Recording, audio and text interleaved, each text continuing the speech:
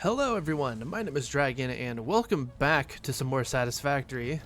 In the last video we set up the coal generators right over there, which have been working pretty flawlessly so far. I don't think we've had any dips in power. And we also rebuilt our entire production line to start making us automatic reinforced iron plates. So pretty good.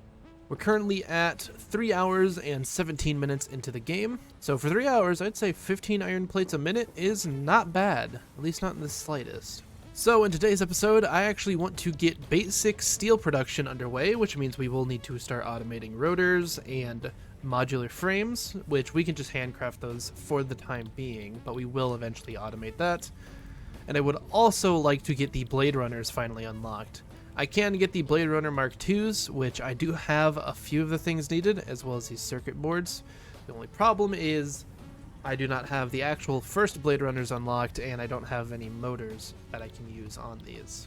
But before we get too much into this video, if you guys do end up enjoying it, then do be sure to hit the subscribe button down below. It does help me out a ton, as my goal for the next year, 5,000 subscribers by the end of it. So if you want to help me out, hit the subscribe button down below. So our main issue at the moment is that these are all conveyor belt Mark IIs, besides this one. And it does work with this, it works really well. But I do eventually want to clean this up to where this is just 1 or 2 Mark IIIs. I think we'll be able to get away with 1 though. And to unlock Mark III conveyor belts, we are going to need steel, because that is in here. Steel beams, steel pipes, and concrete, which this is actually really cheap. The conveyor belt Mark IIIs are not expensive at all. We just need to unlock steel production, which means we will need a lot of this. Of course, the main problem with having to automate rotors is that we are actually using all of the iron that we can make at the moment. And I don't think there's too much that are far away from us. 3, oh, we have a lot more. We have 6 more way over here. So I have a feeling we'll probably head over here. I'm guessing these are, that's fine by me, 6 normal iron nodes, so that'll probably be for our rotor facility. The rotors are very similar to the reinforced iron plates. All it requires is iron rods and screws, so we should only need iron over there to get that set up. Alright, so the plan should be relatively simple. We have the 3 iron nodes that are going to be over here. This is one of them. Yep. We might have to set up a little bit more power though, as we are already using 200 megawatts basically. So I have a feeling right around in this area is where our factory is going to be built. We have 360 iron over here that needs to be used up, and we have all of the space to set up all of the assemblers we're going to need. So if we look at this with an assembler, which we can't actually put down, that's fine. 100 screws per minute and 20 rods per minute. So yeah, it's going to be a little bit of setting up to do. It should be relatively simple. So I think we have our setup. So we're going to use 100 of the iron for iron rods, which means we're going to need 7 constructors, and we're going to use 140 of the iron for screws, which means we are going to need 10 assemblers for the iron rods, and then another, so 10 assemblers for the iron rods, and then another 14 for the screws itself. And that shouldn't be too bad. We have plenty of space to do it. It's just going to be a lot of logistics. So we're going to need a lot of space for the assemblers, which that's going to be fun. And then this should be enough space for the 16 constructors that we're going to need over here. So that should be roughly half of the constructors we're going to need. So all of these constructors, minus 2 of them down at the end, will be needed for screws alone, if we're using them for that. That is nuts. We're going to accept all of the iron through these holes right here, and they're going to get sent off into all of the logistics. We actually are going to need this to be a little bit bigger, because we're going to have 240 iron, and we're going to need 8 smelters to smelt that all down into ingots. So this shouldn't be too bad. All the smelters are relatively small anyways, so we might just be able to stick them somewhere in the back of this building. And this will take all of the iron and smelt it down into ingots and then send it right back through. So we're going to need some of these conveyor lift floor holes just to see where they're coming in from. There we go. So that's all of the iron done. So every 2 of these is going to get combined together and then split off onto 3 separate belts, because these will each produce 15. So if we combine 2 together, that'll be 30. And each screw only takes 10 per minute, I believe. So then with all of those set up, each of these belts will be going into a constructor, which now that means that this is going to be absolute chaos whenever it comes to organizing all of it. Because this is an entire 16 belts that needs to get organized into constructors, which is going to be fun. I'm going to try and make it look good, but no promises, man. This is a lot. So we're going to get all 16 constructors set up just up here.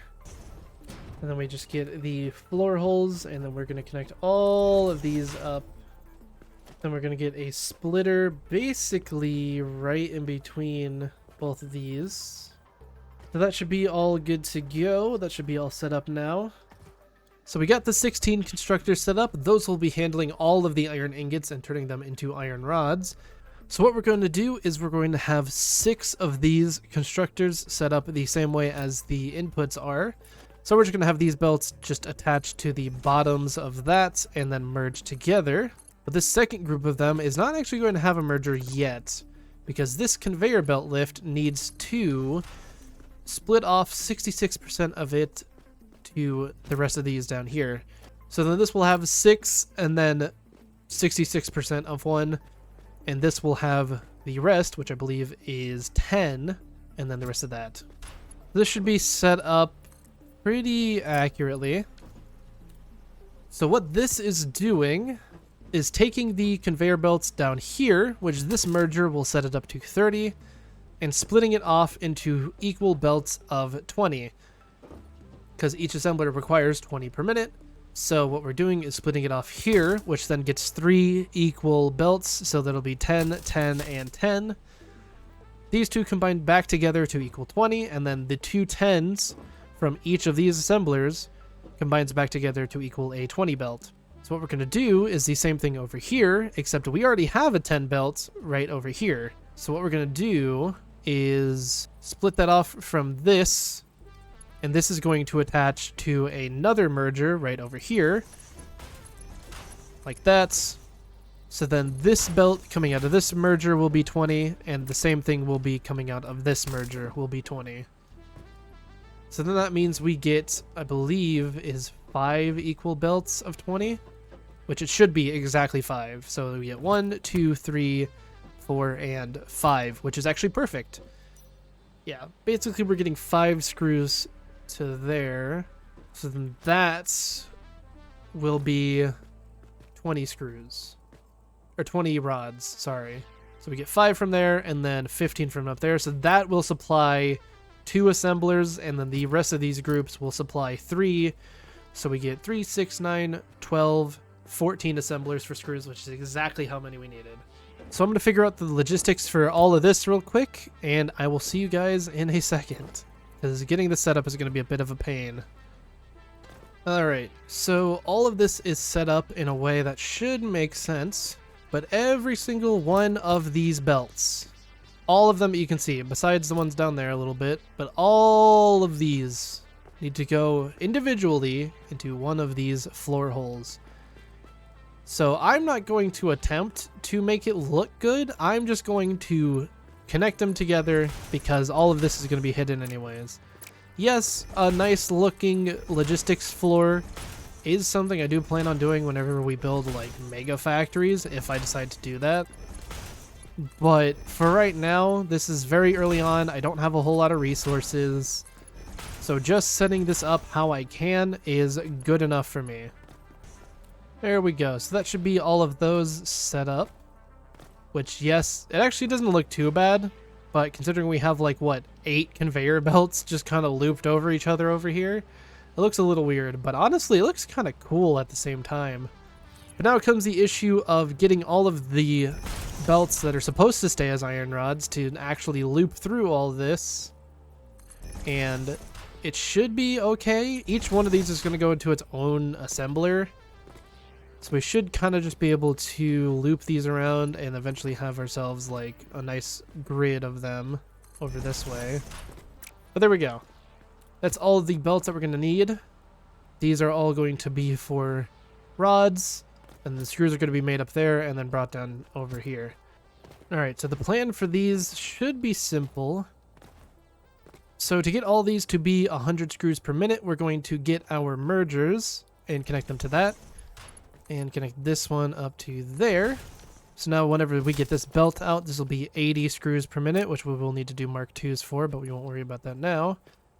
And we're going to get a splitter on this one, and then split that off into here, and then off into this merger as well. Just like so. So then these two belts will both be 100 screws per minute, which is pretty good. And that's actually a relatively easy setup to do. We just get another merger over here, and then a splitter right in the middle. But now we have the 5 screws, which are going to be from all of those mergers. And then we also have all of the 5 rods, which will come from these belts here. So now we can set up all of our assemblers. And there we go. There's all 5 of the assemblers, and now we're just going to get all of the floor holes set up. So then we're just going to have these pretty ugly, but we're going to have them just all do their own thing and come over to the right spots. And that should be all connected up down here as well, I believe. Let me just check. And it looks like we are good to eventually set this factory in motion. The only problem is that we 100% do not have the power to run this thing. We're going to work on our power next episode, but at least we have this set up and ready to go for whenever we do get that up and running. So I am going to end off this video here. If you guys did end up enjoying it, then do be sure to hit the subscribe button down below. It does help me out a ton. And if you guys have any ideas or suggestions that you would like to see me build in this game, then do comment down below all of that. Anyways, I hope you guys enjoyed. I hope you have a good rest of your day or night, depending on where you are, and I will talk to you all later.